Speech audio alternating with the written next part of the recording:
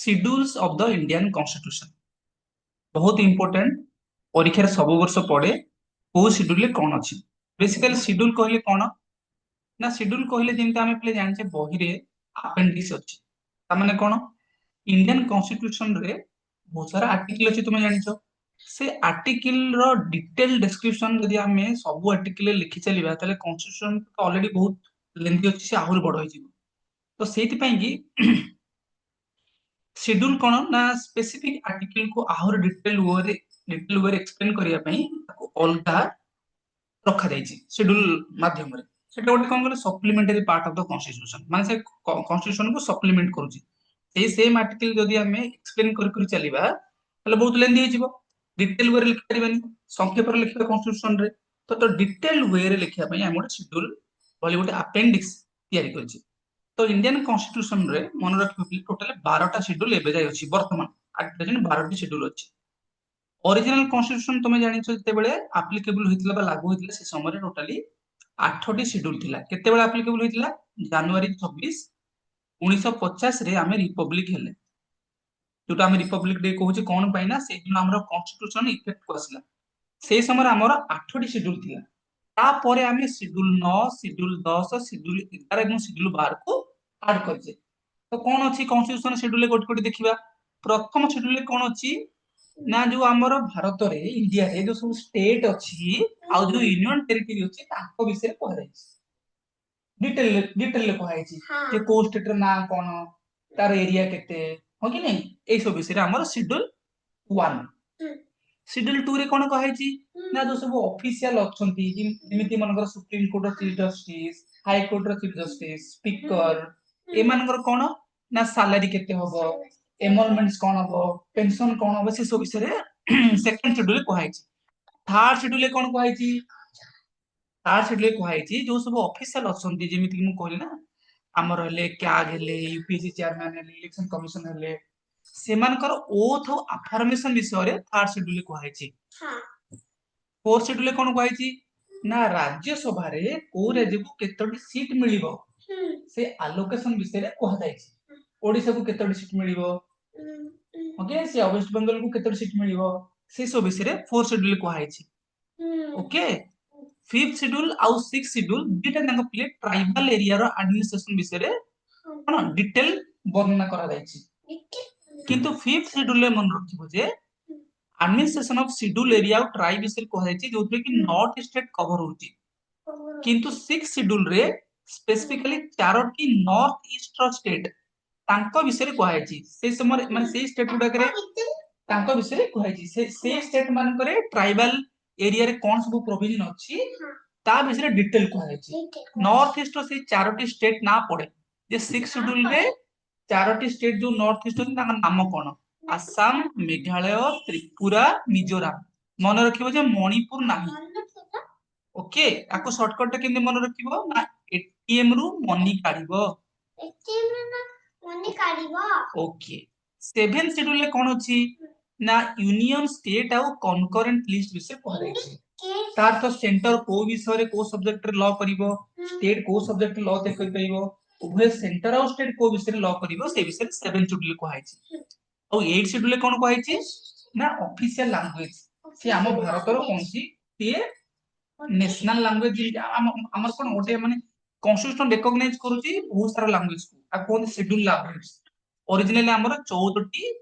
schedule language थिला तापरे धीरे धीरे करिकरी 8 टी आउ शेड्यूल लैंग्वेज ऐड है कि एबे जे टोटल 22 टी शेड्यूल लैंग्वेज अछि 22 टी ओके जेमिति फॉर एग्जांपल मु कहबी तेलुगु तमिल कन्नड़ मलयालम ओडिया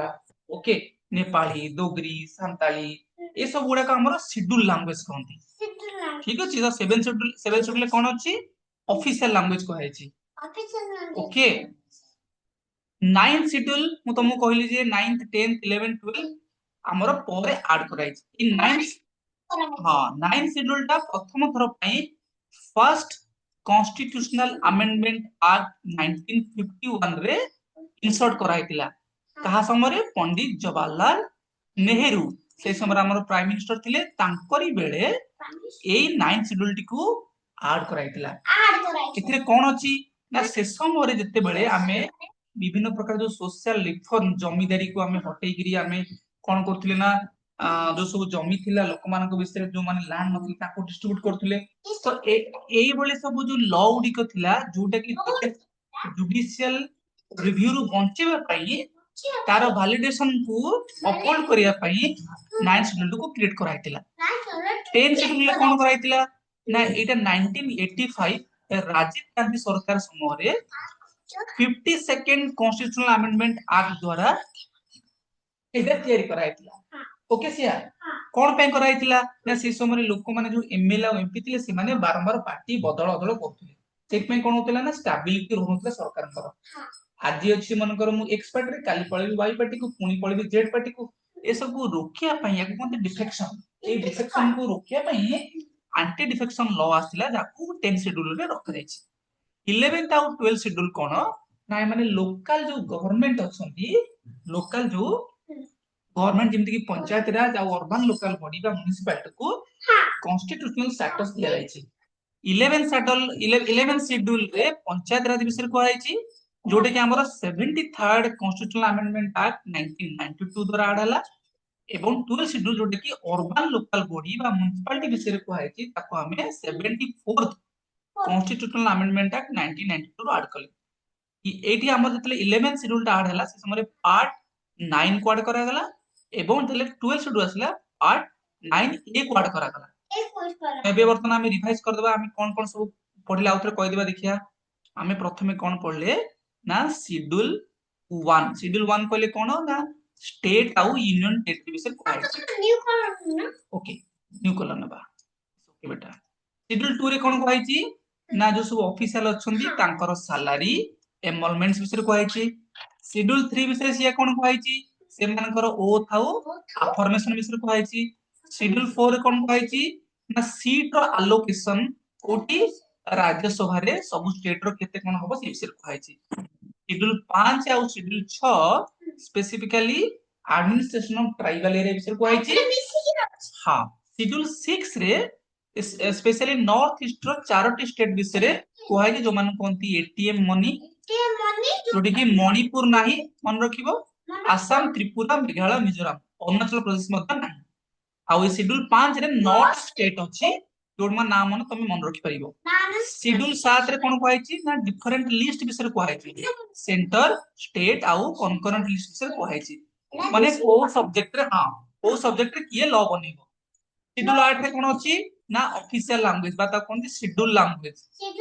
एबे जे टोटल 22 टी शेड्यूल लैंग्वेज अछि ओरिजिनली 14 टी थिला जो नेक्स्ट 8 टी विभिन्न प्रकार कॉन्स्टिट्यूशनल अमेंडमेंट एक्ट द्वारा ऐड करा जाय छी ओडिया मध्ये गोटे शेड्यूल लैंग्वेज न कोन शेड्यूल न कोन आज मु तुमको कहितली जुडिशियल रिव्यू को बा जुडिशियरी रो रिव्यू को माने जुडिशियरी रिव्यू कर हां रिव्यू न करिया पई विभिन्न लॉ को शेड्यूल 9 भितरे रखा होउतला ताको इंसुलेशन करा जाउतला इंसुलेट करा होउतला माने जुडिशियरी को रिव्यू करि परिबो नै अर्थ वैलिडेशन ऑफ सर्टन लॉ विषय कहैतला जोटा कि फर्स्ट अमेंडमेंट द्वारा ऐड कराइतला 1951 ने कराइतला यस शेड्यूल 10 रे कोन कराइतला ना एंटी डिफेक्शन विषय कहैतला जोटा कि हमर 1985 राजीव गांधी सरकार समय रे 52nd कॉन्स्टिट्यूशनल अमेंडमेंट एक्ट द्वारा कराइतला शेड्यूल 11 सिया कोन कराइतला शेड्यूल 11 और शेड्यूल 12 एटा होची डिसेंट्रलाइजेशन माने लोकल गवर्नेंस को कॉन्स्टिट्यूशनल स्टेटस विषय रे कोन कह दै छी 11 रे कहै छी पंचायती राज 12 रे कहै छी अर्बन लोकल बॉडी बा म्युनिसिपैलिटी ए 11 टा हमर आड है छी 73rd रे 12 टा आड है छी 74th रे 1992 रे एटा उटा हमर पार्ट 9 क्रिएट करा गला आ एटा द्वारा पार्ट 9 रे क्रिएट करा गला ठीक अछि तो आशा करू तमाने शेड्यूल विषय भलो कि बुझिबो से तुमे बुझि गेलो परीक्षा रे जदी पढिबो को शेड्यूल ले कोन अछि तो तुमे नियाति करि परिबो ठीक अछि हम एठी वीडियो को रखिबा और नेक्स्ट कोटे कोन नुवा वीडियो करिबा ठीक अछि सी यू ड्राइंग करी